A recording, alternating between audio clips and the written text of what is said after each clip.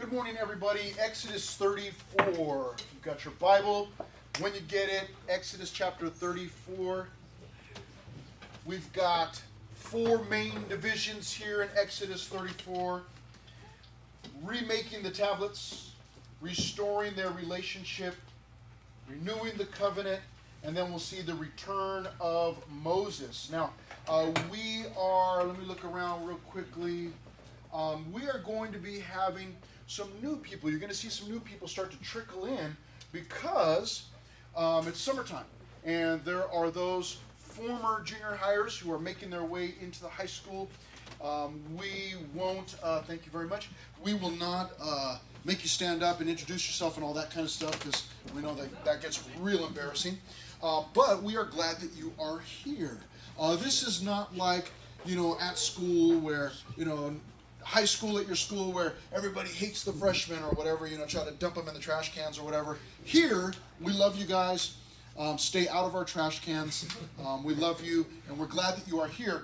And but for those of us that were that are upperclassmen or whatever, you're going to see those new faces trickling in throughout the summer.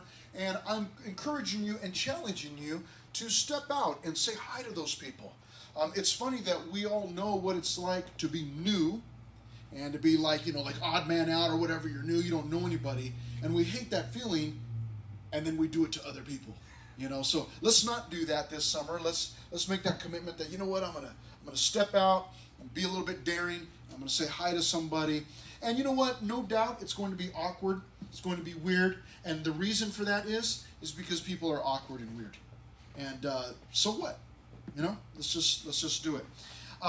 There are four main divisions here, as we can see behind me, and what's going on in Exodus 34 is that the Ten Commandments, the original Ten Commandments, were broken. Moses broke the law, literally broke the law, because he came back down the hill. He had been meeting with God. God saw that the children of Israel, the Israelites, God's people, were down at the bottom of the mountain. They were worshiping an idol, and God said, hey, get back down there real quick. And so Moses goes back down. When he sees the people, he's so angry that he breaks the tablets. And so they no longer have that written record. So what's going on is that God is saying, okay, we're going to rewrite it. And that's what's happening here in Exodus 34. Let's go into our first section, verses 1 through 4, which is the remaking of the tablets. And let's find out what God tells him to do. The first thing that he tells him to do here is to cut the tablets. Verse 1, and the Lord said to Moses, cut two tablets of stone like the first ones. And I will write on these tablets the words that were on the first tablets which you broke. So we're going to restore them, but cut the tablets. The second thing he does, actually the second and third thing he does, but the second thing he does is he tells them to come in the morning. Verse 2, so be ready in the morning and come up in the morning to Mount Sinai. Now Mount Sinai was where they were at. They were in the wilderness of Sinai. Everybody say Sinai. Okay, good, you're with me. They were on Mount Sinai in the wilderness of Sinai, or not they, but Moses was up on Mount Sinai. And God's telling him, okay, I want you to come back up Mount Sinai and meet with me in the morning. But the first thing here is come in the morning. Now, this is a sweet thing. This is a good thing. Just to give you some practical picture of this, mornings at my house are pretty calm, pretty quiet. And I get some good study time in there at the house. However, I need to also tell you this, because I tell you, hey, I meet with the Lord in the morning and I study His Word and I'm preparing for you guys. Sometimes what can happen is you get this picture of me, the pastor, or maybe some other pastor that you hear talk about, hey, the morning time, so sweet. And you get this idea, this picture that, I just wake up like, and I'm glowing, or, angelic, or I float out of bed, or I wake up and I immediately open God's Word. Some people can do that. I am not one of those people. I am not a morning person. Anybody here not a morning person? Okay? Yes, those are all the normal people. Okay, we are not normal people. We don't wake up. We're not morning people. I have a hard time in the mornings. I'm more of a night owl. Anybody here night owl? Yes? Okay, those same people, right? You're like, yeah, I have a hard time in the mornings. I wake up, kind of have a tough time. But at night, catch me at night, and it's on. It's like, party till late or whatever. But I have a hard time. And so what happens oftentimes, like tomorrow morning, Monday mornings, after Sundays, especially if it's a busy Sunday, we'll be back here tonight. There's a Katina's concert, so we'll be back. But then tomorrow morning, I'm going to have a hard time. I'm going to wake up and it's like I'm going to be in bed like, well, what day is it? And what am I supposed to be doing? And I'm going to have a rough time. And then I will have to get up, and this is every morning. I'll have to get up, out of bed. Actually, I'll lay there normally for a little while, and usually I'll have something on the TV, and it's like I'm just trying to what's happening, what's going on. And then I got to get up, get my coffee, get my oatmeal going. Anybody eat oatmeal? Yes, look at that, the godly right there. It's like all the same people that are not morning people, they also eat oatmeal. So that just confirms that it's godliness. Okay? Wake up late, eat oatmeal. Anyways, eat oatmeal, and I've got my coffee, I've got my oatmeal, and then I'm able to sit down, and at that point, I'm able to give God my mind. Because prior to that, I've done it before where I wake up immediately and begin to read. And some of you can do that. If I do that, I cannot comprehend what's going on. I'm like, then I have to read it like 6 times. Like, wait, what did I just read? Let me read it again. I read it again. It's like, wait, what did I just read? And I have to do it over and over and over again. So for me, I'm that type of person that immediately when I wake up is not a good time to start studying because I don't know what's going on. So I gotta kind of work up to it. Some of you can wake up. You're gifted that way. You can wake up and boom, you just immediately, you don't have to have breakfast or coffee or anything. You just start reading and you immediately comprehend those things. And that's a good thing. What's going on here is this beautiful picture here. Don't miss it. Verse 2, be ready in the morning. So Moses had to prepare. I don't know if Moses was a morning person or not, but God's telling him, tomorrow morning, you're going to be a morning person. So he says here, so be ready in the morning, come up in the morning to Mount Sinai, he told him there. And the next thing he does is he tells him, come up to the mountain. Now, pay attention and see if you get this picture, see what's going on here. So be ready in the morning. Now, let me ask you something before we move on any further. Who is talking to Moses? God. Yes. God is talking to Moses. So God is giving instructions. God is orchestrating what's about to happen. He says, be ready in the morning. Come up in the morning to Mount Sinai, and present yourself to me there on the top of the mountain. So come up in the morning and come up to the top of the mountain. Don't meet me at the bottom. Don't meet me midway. Come up to the top. Okay? Verse 3, and no man shall come up with you. Let no man be seen throughout all the mountain. Let neither flocks nor herds feed before that mountain. What do you think, if you had to guess, what is it that God's doing here? Do you see that? Anybody? What do you think? Let me read it for you one more time. Pay attention. So be ready in the morning, come up in the morning to Mount Sinai and present yourself to me there on the top of the mountain. No one should be around. Verse 3. No one should be around, and there shouldn't even be animals out there feeding, grazing. What do you think God's doing? Nathan, what do you think? Secluding Moses? Yes. Perhaps to show himself to Moses so that no one else can see him? Yes. He is secluding Moses. He's telling Moses, come away from everything that's going on down in camp.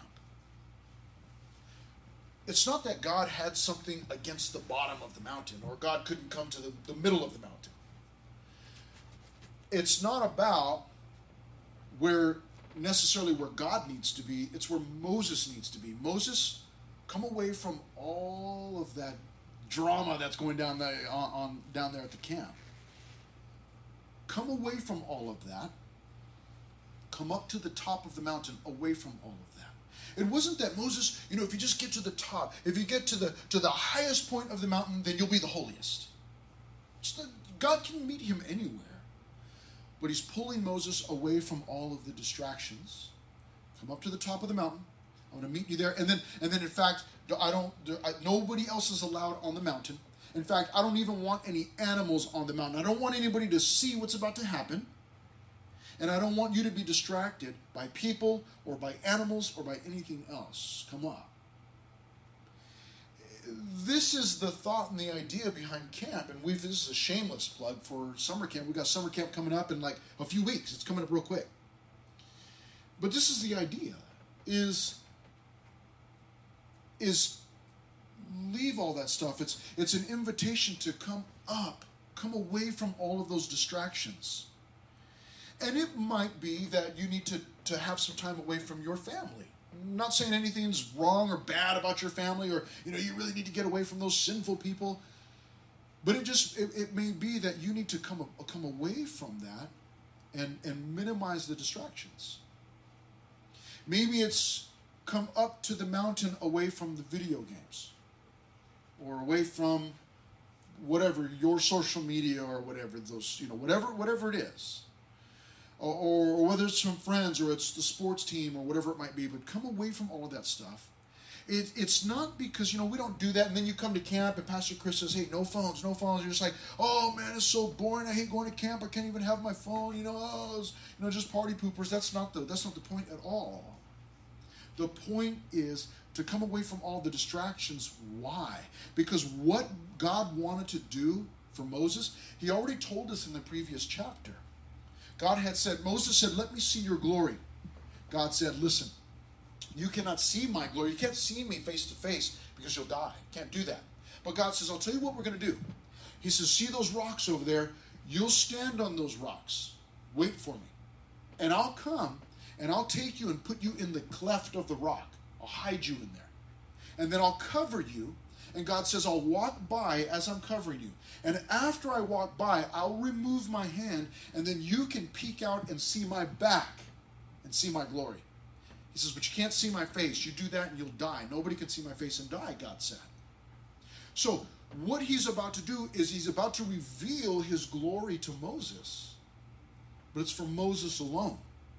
And it's for Moses to not be distracted. That's the point. So come away. Be ready in the morning. Come up in the morning. Come up to the mountain. Let there be no more distractions. Verse 4. So he cut 2 tablets of stone like the first ones. Then Moses rose early in the morning, went up Mount Sinai as the Lord had commanded him, and he took in his hand the 2 tablets of stone. He has prepared himself. It's tough, man. Summertime, Saturday nights, there's stuff to do. There are shows to catch up on. There are video games to catch up on. There are people to catch up on, visits, graduation parties, whatever. It's tough. It's tough to think about, I got to be up in the morning, there's church, I got to go meet with God. We're not thinking about that on Saturday night. We're thinking about whatever else, everything else. But we can oftentimes find ourselves showing up to church unprepared, right? Like we're showing up and like, God, I ain't got nothing for you, I'm tired. Moses gives us a wonderful example. When you know that you are going to be meeting with God, you prepare yourself for that. And maybe for some of us it's Saturday or it's Saturday night, like, God, I know I'm going to go, I'm going to be at church tomorrow and I'm going to meet with you. Or maybe it's Tuesday or even Wednesday during the day and I'm going to be at church on Wednesday night. Or maybe it's Friday and you're going to go to the home study on Friday night. But to go there with some expectation, some preparation having been done in my heart where God, I'm going to meet with you and I want to hear from you and I'm going to worship you and we're going to study your word and I want to receive from you. And so God, help me that my heart would be prepared to receive all that you want to give. And we go with some preparation, some expectation. Moses is a wonderful example of that. God tells him, hey, this is how you are to prepare, get the tablets ready and come in the morning and I'm going to show you something. I'm going to meet with you. And Moses does that in verse 4. What a wonderful example and a good challenge for you and I to think about. That, you know what, I need to prepare myself for what this encounter, this interaction that I am about to have with God. Verse 5 takes us into our second main division, which is the restoration of their relationship. Because God had said in the previous chapter, he says, man, I need to get out from the midst of the people. He says, or I might break out against them, meaning that he might kill them all because of their disobedience. He called them a stiff-necked people. But now in verse 5, as Moses, by faith, in obedience to God's command, goes up to the top of the mountain. He reaches the top of the mountain, and I want you to see what happens here in verse 5. Now the Lord descended in the cloud and stood with him there and proclaimed the name of the Lord. Now we're about to find out what God's name is, because God's going to announce it. But I want you to note something here. That as Moses, in obedience, goes and does what God's telling him to do, what does God do in verse 5? It says, now the Lord descended in the cloud. Do you know that unless God reveals himself to us, we can't know God? He's revealed himself through nature, actually. His word tells us that creation reveals the glory of God, that it proclaims the glory of God. But the biggest way, or the most revealing way that God has chosen to reveal himself is through his word. He's revealed himself to us. Now, imagine that we don't have Bibles. Imagine that we don't have a Bible. How are we supposed to know about God? How are we supposed to know God? I do not know. How do you do that? So unless God reveals himself, we don't know. And here in verse 5, this is what God is doing. He's descending. He's going to reveal himself to Moses. As Moses is obedient, God descends. Now there's a beautiful picture here of the fact that God descends. Now let's talk about God descending for just a moment. Okay? Jesus was, when he was here on earth, was God in flesh. Okay? God the Son. Now somebody tell me, first service couldn't figure this out. Somebody tell me, how did God in flesh, how did God the Son, Jesus, how did he get here? Does anybody know how he got here to earth? Nico? By being born. Yes. Through a young lady named Mary. Anybody ever heard that story before? Yeah, like every Christmas. Okay? Jesus was born. Now, he had an earthly father. Anybody remember his earthly father's name? Joseph? Yes. John, thank you very much. It was Joseph. Joseph didn't have anything to do with the birth or even the pregnancy of Mary. And so there was some drama there, in the Holy Family, like, oh, this woman, and he was going to put her away secretly and all this stuff. But Joseph didn't have anything to do with the pregnancy of Mary or the birth of Mary, other than just being the stand-in earthly father. But what had happened in Mary, we're told, an angel announced it, that it would be a work of the Holy Spirit, that she would have this baby. But Jesus is born into this earth. Now, think about this. He didn't have to be born. He could have just dropped out of the sky or appeared or done any number of things. But he chose to be born just like you and I are born, through a person. So he descended. He dropped down to our level. And here we see in Exodus 34, verse 5, that God descends. He comes down to Moses to reveal himself to Moses. What a beautiful picture, and we'll see Moses' reaction in just a moment. But keep in mind that God lowered himself in order to speak to Moses. Now in verse 5, the Lord descended in the cloud and stood with him there and proclaimed the name of the Lord. And the Lord passed before him. Here it is. He's passing before him to reveal his glory, and he proclaimed. Now here's his name.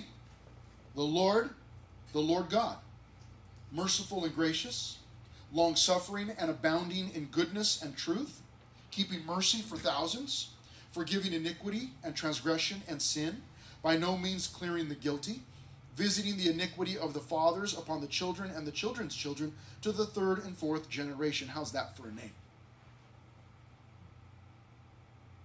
Sounds like one of my family's Hispanic names.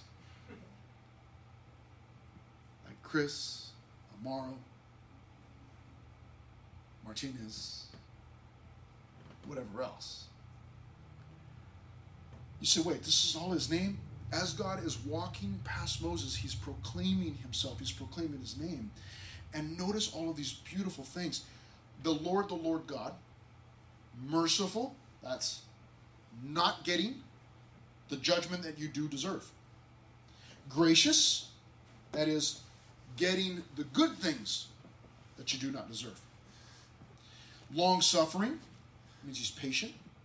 He's abounding, overflowing in goodness and truth.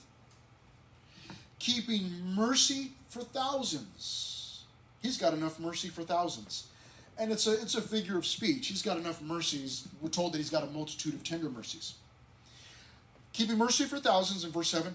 Forgiving iniquity and transgression and sin.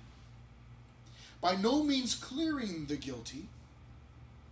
Visiting the iniquity of the fathers upon the children and the children's children to the third and fourth generation. Now it's funny, all of those wonderful attributes that belong to God's name. And people, some people, get so strange. And they get stuck on the end of verse 7. The end of verse 7 said, visiting the iniquity of the fathers upon the children and the children's children to the third and fourth generation. And they'll make up all of these things like they'll talk about generational curses and how this individual is paying for the sins of his grandfather or his great grandfather or whatever. And we can get stuck on that, and it's so strange to me. Why do we get stuck on that and we don't get stuck on the beginning of verse 7? Keeping mercy for thousands, forgiving iniquity and transgression and sin. Why don't we get stuck on that? The fact that God forgives. Now, this verse is quoted in other places. And in those other places, I think in 2 other places, but when it's quoted in those other places, it adds on that visiting the iniquity of the fathers upon the children and the children's children to the third and fourth generation of those who hate me. So it's not just that God is going, you know what, your grandfather was really bad, and so I'm going to make you pay for it, and I'm going to make your kids pay for it, and I'm going to make their kids pay for it, because somebody's got to pay for it. And you're thinking, my grandpa should have paid for it. It's not my fault. It's not just that God is just making people suffer just because of somebody else. It's because that hatred of God gets passed on to those generations. I hate God, and maybe some dad or some parent teaches that to their kid, and then their kid teaches it to their kid, and their kid teaches it to their kid. But the good news is this, in verse 7, that God keeps mercy for thousands, that he forgives iniquity and transgression and sin. That's the good part. That even if someone were to say to me, you know what, I'm paying for the sins of my grandfather, you can share with them, hey, there's good news. God can forgive iniquity and transgression and sin. He can forgive you of that. Did you know that? That you don't have to pay for anybody's sins. In fact, God sent Jesus to pay for your sins. Let's get stuck on that God forgives us. He's got mercy for thousands, the goodness, the truth. Keeping in mind also that there is payment for sin available, but if we reject that, we've got no excuse. Then we do experience the judgment of God.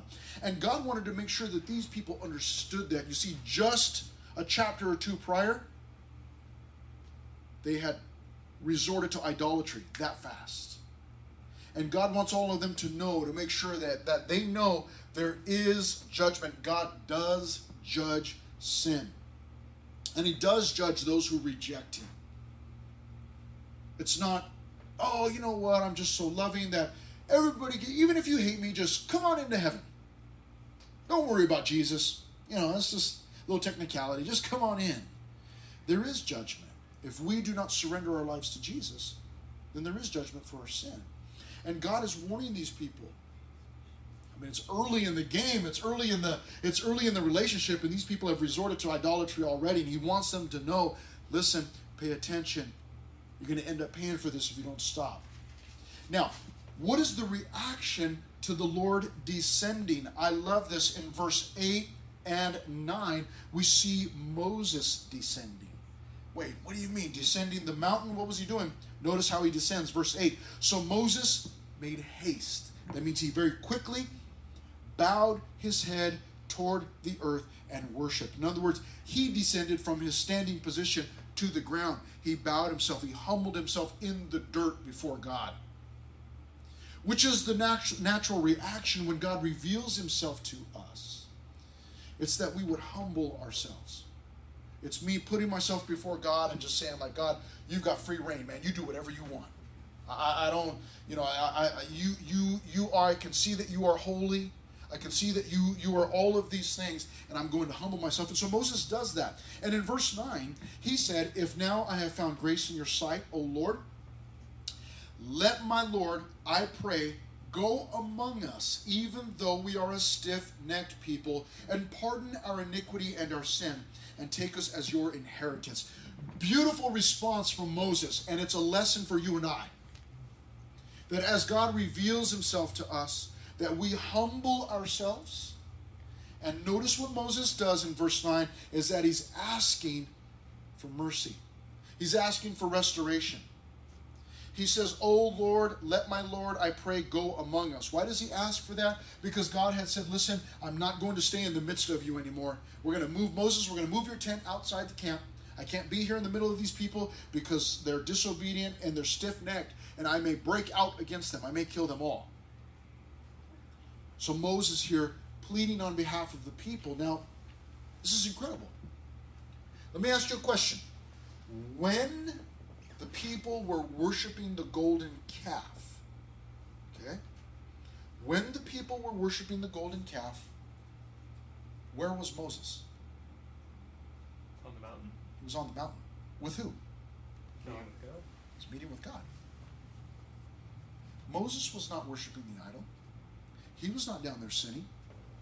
So why in the world is Moses asking for mercy? Why is Moses asking for restoration? Because he loves the people. He loves those stiff-necked people. Because he is the leader, and that's what the leader does. He goes and he takes one for the team. Moses asking for mercy on behalf of the people. Because it seems to us at this moment that God doesn't want to see the people. It's like, leave those people down there, you come up. And Moses, in a beautiful gesture here, is pleading on behalf of the people. This is called interceding. This is intercessory prayer, meaning you're praying on behalf of someone else. God hadn't removed himself from the midst of Moses. They're the only ones meeting right now. In fact, it seems to us that God doesn't want to meet with anybody else except for Moses. And yet Moses is the one saying, hey, forgive us. Come back into the middle of us. Go among us, he says in verse 9. Even though we are stiff-necked people, he's acknowledging, yes, we are stiff-necked, we are stubborn. Even though we are a stiff-necked people. But Moses was up on the mountain. He was meeting with God. He was doing what he was supposed to be doing. And yet, he includes himself. Doesn't separate himself, but he includes himself. He says, we are a stiff-necked people. He identifies with all of those people. That's a good leader. That's a really good leader. And pardon our iniquity in verse 9 and our sin and take us as your inheritance. Please don't leave us. What a beautiful picture this is. Verse 10 takes us to renewing the covenant. Here's what happens now. He says in verse 10, verses 10 and 11, God begins to speak again to him, and he tells him his part of the covenant. Behold, I make a covenant. Before all your people, I will do marvels such as have not been done in all of the earth, nor in any nation. It's never been done before. And all the people among whom you are shall see the work of the Lord. Everybody's around you is going to see what I'm going to do. For it is an awesome thing that I will do with you. What is God going to do? Verse 11. Observe what I command you this day. Behold, I am driving out from before you the Amorite, and the Canaanite, and the Hittite, and the Perizzite, and the Hivite, and the Jebusite, and the Termite, and the Outosite, and the Mennonites. What God is doing is he's saying, this is my part of this covenant, this agreement that we have. This is my part. This is what I'm going to do. And God is explaining to him, no one's ever seen anything like this on such a grand scale. Certainly other peoples had come into other people's lands and attacked other people, but God says, listen, I'm going to remove the people from that land. I'm going to clear them out, and I'm going to send you in. I'm going to prepare it for you. And God says, no one's ever seen anything like this, but I'm going to do it for you. He's trying to express to them, I love you, and this is what I'm going to do for you. But think about this. The people, just shortly before this, had worshipped a golden calf. Forget God, we're worshiping this idol. And now here we are just a short time later, and God's saying, okay, I'm not done with the people. This is what I'm going to do for them. The promise still stands. The promise still stands. Isn't that beautiful? That regardless of who you are or what you've done or what you do, that God's promises still stand. They're not conditional. Like, listen, as long as you are a good Christian, then I'll do such and such. But God makes his promise, and that's it. Promises, it's as good as done. It's not conditional on what we do or who we are. And that's obvious here. And God says, listen, this is what I'm going to do. He's going to take that land and give it to his own people. What about the people in this covenant? He tells them, here's the people's part. Moses, here's what the people need to do. Take heed to yourself. Okay? Gives them a warning. Lest you make, now I want you to notice the progression here. Take heed to yourself, lest you make a covenant with the inhabitants. Don't make an agreement with the inhabitants of the land where you are going. You say, wait a minute, I thought God was going to move all the people out. What do you mean there are inhabitants there? Well, God had previously said, I'm going to remove the people. And he actually said, I'm not going to remove them all at once. I'm going to remove them, but it's going to be gradual. And he's telling him here, I'm going to clear the people out. But in verse 12, he says, there will still be some people there. Notice the warning. Take heed to yourself, lest you, don't make a covenant with the inhabitants of the land where you are going, lest it be a snare, a trap in your midst. I've got a couple of traps, rat traps in my backyard right now, with peanut butter on them. Can you imagine the rats talking to each other? Hey, man. In that yard, there's peanut butter, but don't eat it. It's good stuff, but don't take the peanut butter. Why not? Don't do it. It's a snare. It's a trap. Whatever. Oh, peanut butter. Snap. Done. Don't take the peanut butter, lest it be a snare in your midst. But you, he tells them, shall destroy their altars, break their sacred pillars, and cut down their wooden images, all of their idols, and anything that had to do with their idolatry. Destroy it. For you shall worship no other God, for the Lord, whose name is jealous. Wait, his name is jealous? That's what he says. Is a jealous God. We go, wait a minute, jealousy's bad. Well, jealousy's bad because you and I don't deserve attention, but we're jealous for it and we want it. However, God deserves all of the attention. So for him to be jealous for that attention, for that glory, for that praise, it belongs to him. It's his. It's rightfully his. And he says his name is jealous. He is a jealous God. Lest, notice this in verse 15, lest you make a covenant with the inhabitants of the land, and they play the harlot. That's another word for prostitute. And they play the prostitute with their gods, and make sacrifice to their gods.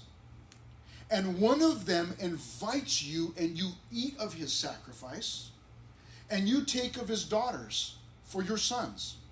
And his daughters play the prostitute with their gods, and make your sons play the prostitute with their gods. And we go, my. That went quick. I mean, think about this. Within a span of just a few verses, God says, when you go into the land, don't make any agreements with the people there. Because what can happen is, you make an agreement, then the next thing you know, they invite you over for dinner, and you find yourself fellowshipping with them. And then the next thing you find is that their daughters are marrying your sons. And then the next thing you find is that your sons are worshiping false gods. And we think, man, I mean, how did you get from making agreements to our kids being idolaters? Like, it's kind of a big jump. That's kind of dramatic, isn't it? I mean, does that remind you of like a parent maybe who says, listen, don't go do this because it could turn out real bad. And we think to ourselves, oh my gosh, you're just so dramatic. Oh, come on. You know, that progressed real quick. I mean, what do you think? You think because what? Because I listened to this musician or this artist or this music, you think, oh what? That I'm just going to stop worshiping God? Like, I mean, come on. You think because I go hang out with this person one time, like all of a sudden I'm gonna stop being a Christian? I'm gonna stop what? I mean, come on. And we think to ourselves, man, that's so dramatic. Come on, please. And the reason that we think that, and the reason why we look sometimes at our parents or loved ones or our youth leaders or our pastors, and they're like telling us like, hey, don't do that, and we're thinking, oh, but come on, it's just a one-time deal. I'm not going to end up over there. It's because I'm trying to tell you, look, man, don't eat the peanut butter. Oh, but the peanut butter is good, and it's just a little bit. Don't eat the peanut butter. Whatever you do, don't eat the peanut butter. Why? Is peanut butter bad? No. In fact, I have found that rats love it. Why do they tell you that? And why do we look at that and go, man, that's ridiculous. I'm not gonna end up doing such and such. It's because when we're young, we're invincible, or at least we feel invincible. And we feel like, it's not going to happen to me. Nothing's going to happen to me. And we picture ourselves living till, we're 150 years old or something. It's funny. It's funny how when we're young, we just think like, oh, we're just going to live forever. And we think nothing bad is going to happen to me. It's because we can't see past step one. We can't see past the peanut butter. We don't know that the peanut butter is on a track that's going to kill me. We don't understand that. And I've seen it happen so many times with so many different people. It's just a one-time thing. It's just one joint. But the problem is that one makes it easier to do the second, which makes it easier to do the third, which makes it easier to move on to something stronger, something harder, which makes it easier to do that a second time and a third time. And it continues to build until you find yourself trapped, caught, done. My friend Adam, one of my former students, I've told some of you have heard this story before, but that's how it started in high school. It was just a one-time thing. It's like, come on. And it continued to build until it went from the marijuana to the whatever it was to the heroin, putting needles in his arm. And it went from it's just a one-time thing in high school, and it's just, what's the big deal? Until they found him dead in a Starbucks bathroom with a needle stuck in his arm. Do you think he saw that when he smoked his first joint? Like, oh, I can see here in a couple of years I'm going to die in a Starbucks bathroom by myself, locked in the bathroom. They had to break the door down in order to get in there. Found him lying there dead. Do you think you know what, in a few years, if I just do this drug in a few years, I'm going to end up dead with a needle stuck in my arm. I'm going to leave my brand new baby behind. I just had a brand new baby. Leave his baby behind? You think he saw that? He didn't see that. In his mind, I play water polo. I'm in high school. I'm young. I'm going to live forever. I'm strong. I can say no anytime I want. Got to a point where he couldn't say no anymore. It was the first steps, the ease of it just made it a little bit easier and a little bit easier and a little bit easier. And at some point, it crossed the line into, it became easier to, it became harder to say no. And harder and harder and harder until he found himself trapped, not able to get out of it. And there's no good ending to the story. I can't tell you that they got there in time and they revived him and they saved his life and he's a brand new person today. He's dead. He's gone. Just a young man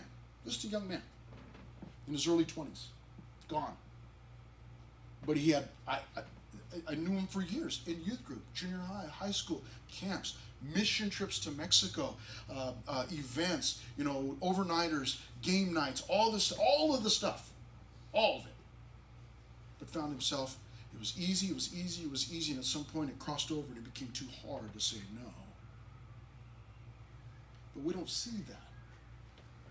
We don't see the trap that breaks the neck of that rodent.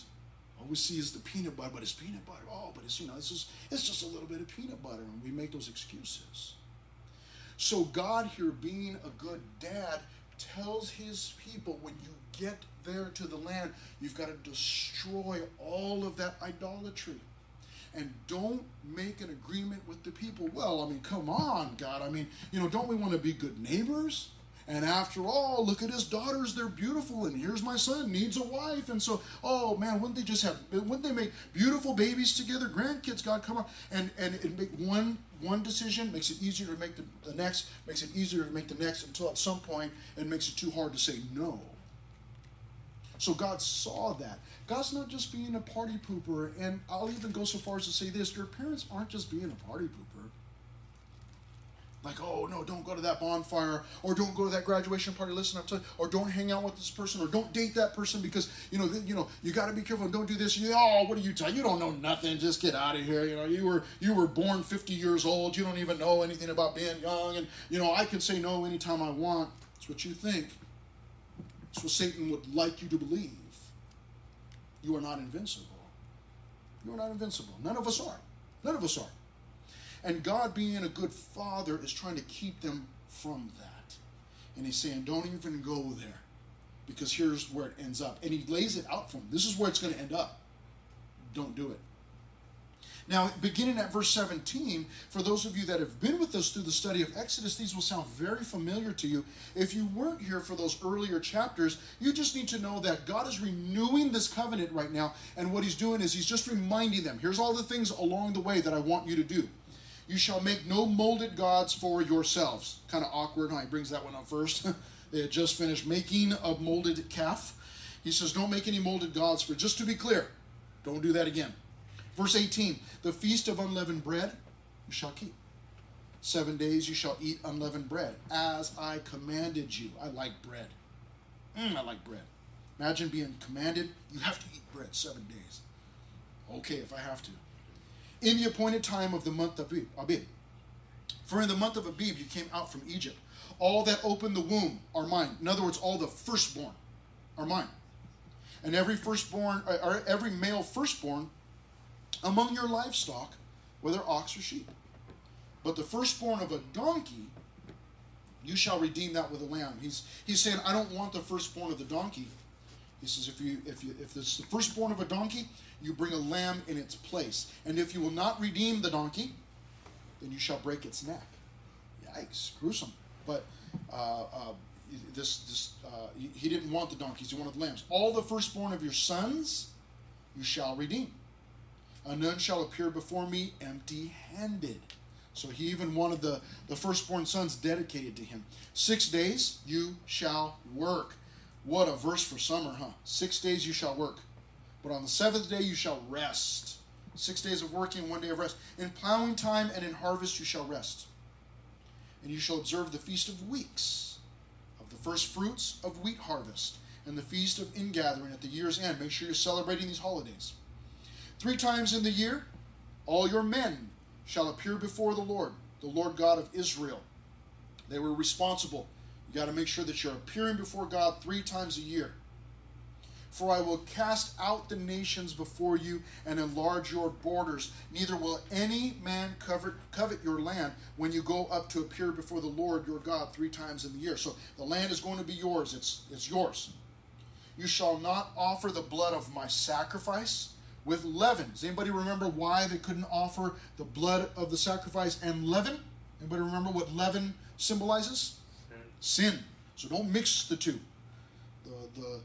The blood would be would symbolize the holiness and you couldn't have any of that flesh or that sin involved with it. You shall not offer the blood of my sacrifice with leaven, nor shall the sacrifice of the feast of the Passover be left until morning. Remember that when they were leaving Egypt, eat the meal with your belt around your waist, get ready to run. The first of the first fruits of your land you shall bring to the house of the Lord your God. You shall not boil a young goat in its mother's milk. That was part of the common idol worship. Don't do that. Don't do those things. Then the Lord said to Moses, write these words, for according to the tenor of these words I have made a covenant with you and with Israel. Record it. Write it down. So he was there with the Lord 40 days and 40 nights. He neither ate bread nor drank water. Yikes. And he wrote on the tablets the words of the covenant, the 10 commandments. So the 10 commandments are restored. Let's finish up here from verse 29 down to the bottom where we see the return of Moses. Now it was so when Moses came down from Mount Sinai, and the 2 tablets of the testimony were in Moses' hand, and he came down from the mountain, that Moses did not know that the skin of his face shone while he talked with him. So Moses, he didn't understand. He didn't know, he had no idea that as God was meeting with him, that his glory was kind of like almost burning. It did burn his face, but that's kind of like the effect. It was his face was shining from meeting with God. So when Aaron and all the children of Israel saw Moses, behold, the skin of his face shone. It was the glow up, right, ladies? And they were afraid to come near him. Right? No makeup tutorial needed. It was meeting with God. How in the world does Pastor Chris know about makeup tutorials? Because I've got girls that live in my house. And sometimes I see makeup tutorials. It's quite embarrassing to admit that. But Moses' face, he comes back down from meeting with God and his face is glowing. Skin of his face shone. And they were afraid to come near him. It's like, what is going on? Who is that? I mean, imagine some friend of yours or some family member and you see them and their face is glowing. This is not makeup. It would be kind of freaky, and they were scared. And so it says in verse 31, then Moses called to them, and Aaron and all the rulers of the congregation returned to him. So they actually had started to take off. Like, who is this guy? And Moses had to say, hey, it's me. Come over here. And it says at the end of verse 31 that Moses talked with them. Afterward, all the children of Israel came near, and he gave them as commandments all that the Lord had spoken with him on Mount Sinai. I mean, everybody wanted to see, like, hey, have you heard Moses' face is glowing? Let's go see. And they all gathered to him. We're familiar with this, right? Thursday, we're coming back from the beach. Some of you were with us. Remember all the traffic? And then you're like, man, what's going on? You check the map, and it's like, oh, there's a wreck somewhere. And then you finally get this miles and miles and miles creeping along, 2 miles an hour, whatever. We finally get there. What is it? It's 2 cars on the side of the freeway on tow trucks. And there's a CHP officer there. Oh. And I saw people, like literally, as they saw the flashing lights, people started moving over to the fast lane so they could get over there and see what's going on. Oh, look at that tow truck.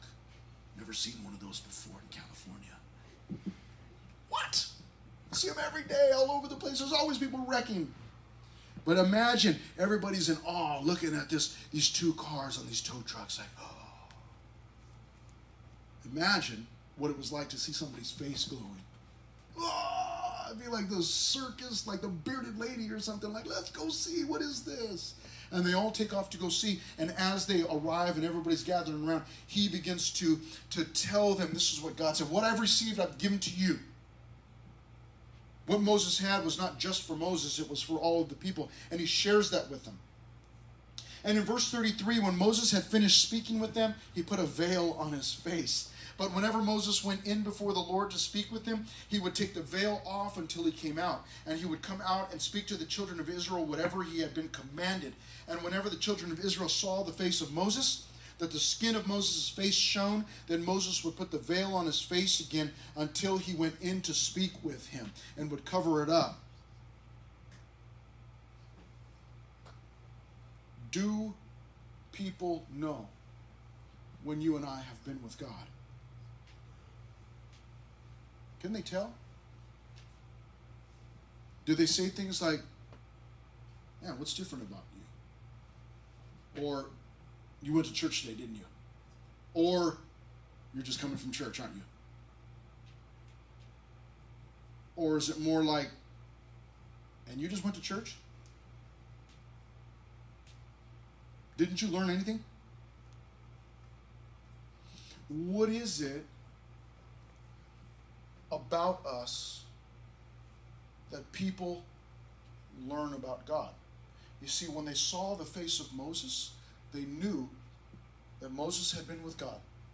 And that God, they hadn't seen God, but they can see that, obviously, God must be glorious. Because we can see it all over the face of Moses. What do people see all over my face? What did they see there? Do they see someone that's obviously spent time with God? Or is it hard for them to see that? It's always tough coming back from summer camp. Did I mention summer camp yet? We're going in a few weeks. Make sure that you get signed up. It's always tough going to summer camp. Not going to summer camp. Going to summer camp, pumped up, you're excited. Being there, pumped up, excited. Maybe it's a weekend one, or even if it's a week one. And then it's drawing to like, it's like, oh man, tomorrow is our last day, or today's our last full day, and we go home tomorrow. And you always hear some people be like, you know what? Do we have to go home? Can't we just stay here? And then we remember Peter. Remember when Peter was up with Jesus on the mountain, and Jesus was transfigured, and he goes, hey, let's just build a couple of tabernacles and let's just stay up here. It's that same thing. It's like, you know what? Let's just stay here. We don't need to go back home. And you feel that. You can be at camp and you're like on that camp high, like, man, it feels good and this is exciting. And you wake up in the morning and there's worship and study and there's fellowship throughout the day. And then at night we have another worship and study, and whatever we got going on, bonfires, or times of prayer, or special times where God is speaking to you and meeting you and challenging you in new ways, and you sense the presence of God. But then comes that dreaded last day. And you go back home. And your family hasn't been at camp, right? So they're still like so evil and wicked.